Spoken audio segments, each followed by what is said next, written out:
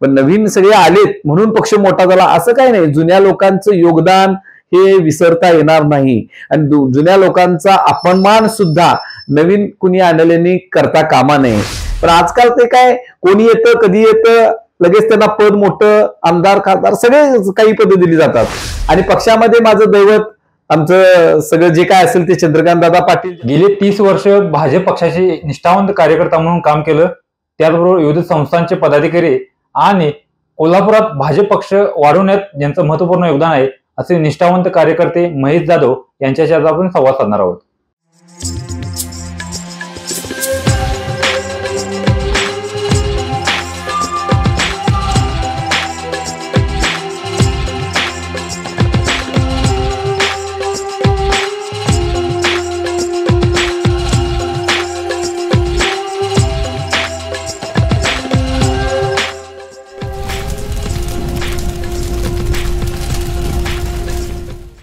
नमस्कार, मी महेश बाळासाहेब जाधव.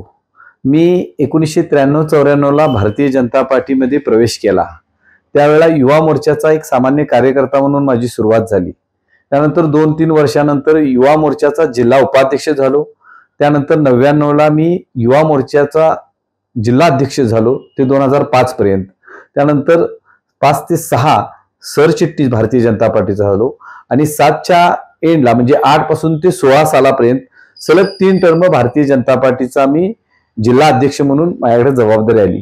16 नंतर प्रदेश कार्यकारिणी सदस्य झालो आणि 17 साली पश्चिम महाराष्ट्र देवस्थान समिती ज्यामध्ये 3042 मंदिरे आणि 28,000 एकर जमीन कोल्हापूर जिल्हा, सांगली जिल्हा आणि सिंधुदुर्ग जिल्हा अशा 3 जिल्ह्यामध्ये ह्या पश्चिम महाराष्ट्र देवस्थान समितीचा कारभार आहे.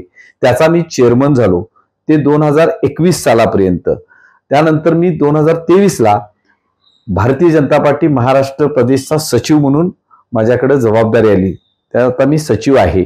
या संपूर्ण माझ्या 30-31 वर्षाच्या भाजपच्या या प्रवासामध्ये पक्षानं ज्यावेळी जे सांगितलं त्यावेळी ती जबाबदारी मी अतिशय प्रामाणिकपणे पार पाडली. मग गोव्याच्या निवडणुकीला इन्चार्ज असू देत, कर्नाटकच्या 18 सालच्या आणि 23 सालच्या दोन्ही निवडणुकीमध्ये विधानसभेच्या मी त्या ठिकाणी निरीक्षक म्हणून गेलो. त्या व्यतिरिक्त अनेक ठिकाणी जिथं निवडणूक आहे, जिथं सांगल पक्ष त्या ठिकाणी जाऊन पक्षासाठी प्रचार केलेला आहे. त्यानंतर सिंधुदुर्ग जिल्हा आणि रत्नागिरी जिल्हा या 2 जिल्ह्याचा मी सध्या प्रभारी आहे. आता परवाच्या लोकसभेच्या निवडणुकीमध्ये सुद्धा प्रमुख प्रचारक म्हणून माझ्याकडे जबाबदारी होती. आता विधानसभेमध्ये सुद्धा जवळपास 15 विधानसभेचा समन्वयक म्हणून माझ्याकडे जबाबदारी आहे. कोल्हापूर जिल्ह्यातील 10 विधानसभा, साताऱ्यातील 3 विधानसभा आणि सांगलीतील 2 विधानसभा असं 15 विधानसभेचा समन्वयक म्हणून माझ्याकडे जबाबदारी आहे. या मधल्या काळामध्ये 2014 साली ज्यावेळी युती तुटली त्यावेळेला मी या कोल्हापूर उत्तर मधून अवघ्या 15 दिवसाची उमेदवारी माझी होती. त्यावेळेला मी भाजपच्या कमळ चिन्हावर निवडणूक लढवली आणि त्यावेळेला मला 41,000 मतं मी त्यावेळेला क्रॉस केली होती. एक चांगली मतं मला लोकांनी त्यावेळी दिलीत. गेल्या या 30 वर्षात भारतीय जनता पार्टीचा एक निष्ठावंत कार्यकर्ता म्हणून मला ओळखलं जातं. या माझ्या प्रवासामध्ये मी ज्या वेळेला अध्यक्ष झालो त्यावेळेपासून ते पुढं पक्षाचा आलेख चढताच आहे. म्हणजे पूर्वी 1 नगरसेवक असायचा, पण मी अध्यक्ष झाल्यानंतर 3 नगरसेवक निवडून आलेत. आर.डी. पाटील, सुभाषराव मुगडे आणि प्रभाताई टिपुगडे हे 3 नगरसेवक निवडून आलेत.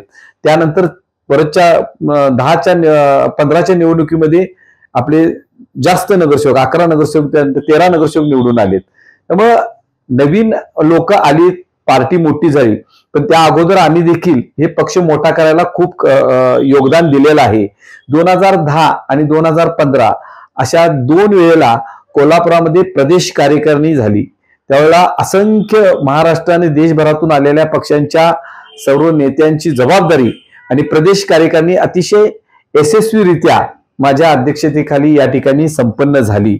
एकूण पक्षामध्ये येणारे प्रवास नेत्यांचे मग ते अगदी नरेंद्र मोदींच्या पासून लालकृष्ण अडवाणी, नितीनजी गडकरी, गोपीनाथ मुंडे, सुषमा स्वराज, व्यंकय्या नायडू असे जे पक्षाचे वरिष्ठ राज्यापासून ते केंद्रापर्यंतचे सर्व नेते ज्यावेळी येत होते त्या वेळेला आम्ही सगळी सोय आम्ही त्यांची करायची. विमानतळावरती स्वागत करायला जायचं असू देत, पत्रकार परिषद असू देत, बैठका असू देत, मोठे मेळावे असू देत, सभा असू देत, या सगळ्यांचं नियोजन अतिशय चांगल्या पद्धतीनं मी आणि माझ्या सर्व पक्षातल्या सगळ्या पदाधिकाऱ्यांनी केलेलं आहे.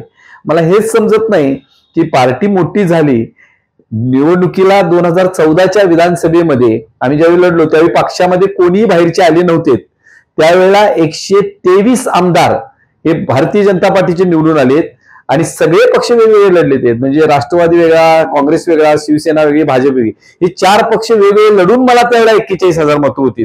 हे विषय लक्षात घेण्यासारखा आहे. 2च एकाच एक झाला असतं तर मला पण 70-80,000 मतं मिळाली असतील. पण 4 पक्ष वेगळे लढून त्यावेळेला आपण एवढी मतं घेतली. त्यावेळेला 123 आमदार आले आणि त्यानंतर 19ला युती झाली. पुन्हा युती झाल्यानंतर परत आपले 105 वर आपले आमदार निवडून आले. म्हणजे आमची संख्या कमी झाली. आता तर अजित पवार सारखे राष्ट्रवादीचे नेते ह्या सगळ्या महायुतीमध्ये आलेले आहेत. आता मग आणखीन जास्त वाढायला पाहिजेत खरं तर. पण परवाच्या लोकसभेमध्ये 23 खासदारावरून 9 खासदारावर आलो. थोडंफार आमचं काय चुकलं, कुठं चुकलं हे बघायला पाहिजे.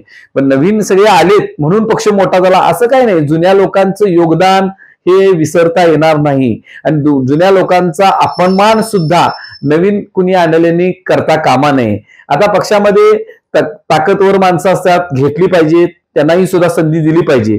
पण याचा अर्थ असा नाही की जुन्यावर पूर्णपणे अन्याय करा, त्यांना बाजूला फेकलं जाऊ देत आणि नवीन आलेल्यांना सगळे संधी द्या, असंही होता कामा नये.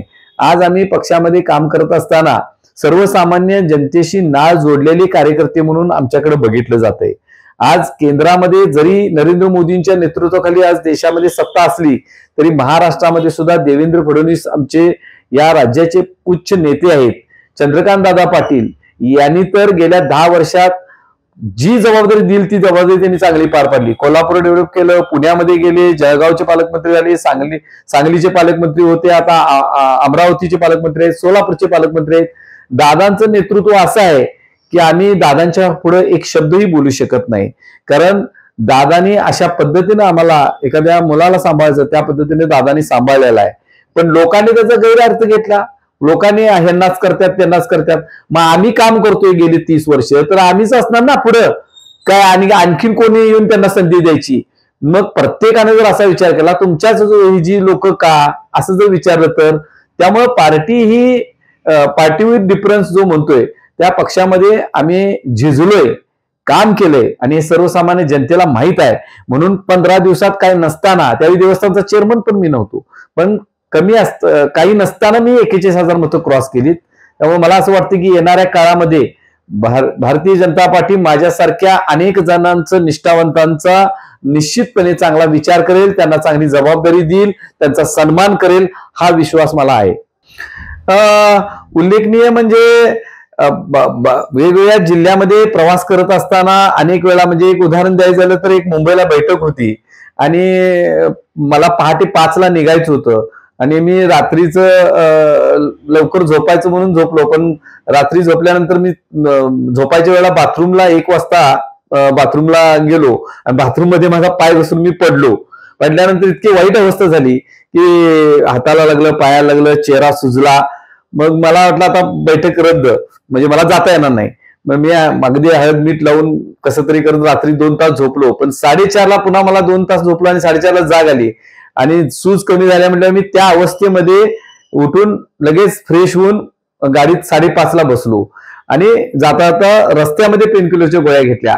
म्हणजे असं पक्षाचं काम करत असताना निष्ठेनं काम केलेलं आहे. आता हे डिजिटल युग आलेलं आहे. त्या पूर्वीच्या काळामध्ये बॅनर लावत होते, कात्या बांधून ह्या डांबासून त्या डांबाला बॅनर लावायची पद्धत होती. आम्ही ते बॅनर लावताना मी रात्री 12:30-1ला सुभाष वराव असायचे, युवा मोर्चाला आम्हाला काम दिलेलं असायचं. मी एकदा रात्री डांबावरती कात्या बांधायला चढलो आणि वरनं घसरत खाली आलतो. माझा खूप मोठा अपघात मला खर्चलं होतं. पण असे अनेक प्रसंग पक्षासाठी काम करत असताना जीवावरची कामं देखील बेतलीत आणि ती घेतलीत, स्वीकारल्यात आणि ती केल्यात. त्यामुळं पार्टीवर प्रेम केलेलं आहे मी आणि हे सर्वसामान्य जनतेला माहित आहे. त्यामुळं नवीन आलेल्यांना जरा काम करू देत, पक्ष काय ते समजू देत. मी ज्यावेळी पक्षात काम केलं त्यावेळेला मला 2 वर्ष पहिला सक्रिय सभासदाचा फॉर्म दिला नव्हता. मला 2 वर्ष साधा कार्यकर्ता म्हणून होतो, पद नाही काय नाही. सक्रिय सभासदाचा फॉर्म झाल्यानंतर दिल्यानंतरच तो पदाधिकारी होतो, अशी घटना आहे. पण आजकाल ते काय कोणी येतं, कधी येतं, लगेच त्यांना पद मोठं, आमदार खासदार सगळे काही पद दिली जातात. पण नवीन आलेल्या माणसाला जरा पक्ष शिस्त ते समजला पाहिजे आणि मग त्याला जबाबदारी दिली पाहिजे असं मला वाटतंय. कार्यकर्ता आणि नेता तसं बघितलं तर भारतीय जनता पार्टीमध्ये लालकृष्ण अडवाणींच्या मध्ये म्हटलं गेलं होतं की कार्यकर्त्याच्या आणि नेत्याच्या मध्ये फक्त एकच पावलाचं अंतर आहे. पण आताच्या अलीकडच्या काळामध्ये जे नेते आहेत त्या म्हणजे सगळ्याच पक्षामध्ये त्या नेत्यांना असं वाटतं की कार्यकर्त्यांची किंमत काही नाही. पण भारतीय जनता पार्टीमध्ये असं नाही. भारतीय जनता पार्टीमध्ये जे आहेत, जुने आहेत, जे पदावर आहेत, त्यांना माहित आहे की कार्यकर्त्यांचा पक्ष आहे. आज जगामध्ये सर्वात जास्त सभासद असणारा, कार्यकर्ते असणारा हा भारतीय जनता पार्टी पक्ष आहे. जगाच्या कानाकोपऱ्यामध्ये पक्षाचे कार्यकर्ते मोठ्या प्रमाणात, त्यामुळे कार्यकर्त्यांचा सन्मान करणारी पार्टी म्हणजे भारतीय जनता पार्टी आहे. पक्षामध्ये सुरुवातीला मी सांगितलं काम करत असताना घरच्यांचा इतका काही विरोधही नव्हता आणि समर्थनही नव्हतं. पण घरच्या कधी माझ्या सुवेद्य पत्नीनं कधी आक्षेप घेतला नाही. काय रात्रीचा एवढा म्हणजे उशीर होतो, 2-2, 4-4 दिवस तुम्ही बाहेर जाता, महिना 1.5 महिना तुम्ही बाहेर आहे आणि मग इन्कम सोर्स सुद्धा काही नाही, व्यवसाय नाही, काही नाही. पण या सर्व गोष्टी करत असताना घरच्यांनी कधी कुरकुर केली नाही. याचाच अर्थ त्यांनी समर्थपणे नंतर मला साथ दिली. माझी आवड काय बघितली आणि माझ्यातले स्पार्क आणि मी जे पक्षात काम केलं ते कोल्हापुरात नाव माझं चांगल्या पद्धतीने घेतलं जाते, त्याचा अभिमान घरच्यांना निश्चितपणे या ठिकाणी आहेच. आणि पक्षामध्ये माझं दैवत आमचं सगळं जे काय असेल ते चंद्रकांत दादा पाटील. ज्यावेळेला 2004ला भारतीय जनता पार्टीमध्ये कोल्हापुरामध्ये त्यांनी लक्ष घातलं, त्यानंतर आम्हाला कधी मागं वळून बघायची गरज लागली नाही. कारण दादांनी सन्मान केलाच. काम म्हणजे काय असते, दादांनी सन्मान केला आणि काही आपल्या असलेल्या अडीअडचणी त्या निश्चितपणे ह्या दादांनी दूर केल्या. आम्हाला कधी अशी उणीव भासू दिली नाही. घरच्यांच्या, माझ्या आई वडिलांच्या पासून अगदी माझ्या पोराबाळांच्या पर्यंत लक्ष देण्याचं काम हे चंद्रकांत दादांनी निश्चितपणे आम्हाला साथ दिलेले आहे. त्यामुळं दादांना आम्ही कधी विसरू शकत नाही. खूप मोठा आधार आणि खूप मोठा विश्वास चंद्रकांत दादांच्यावर आमचा आहे.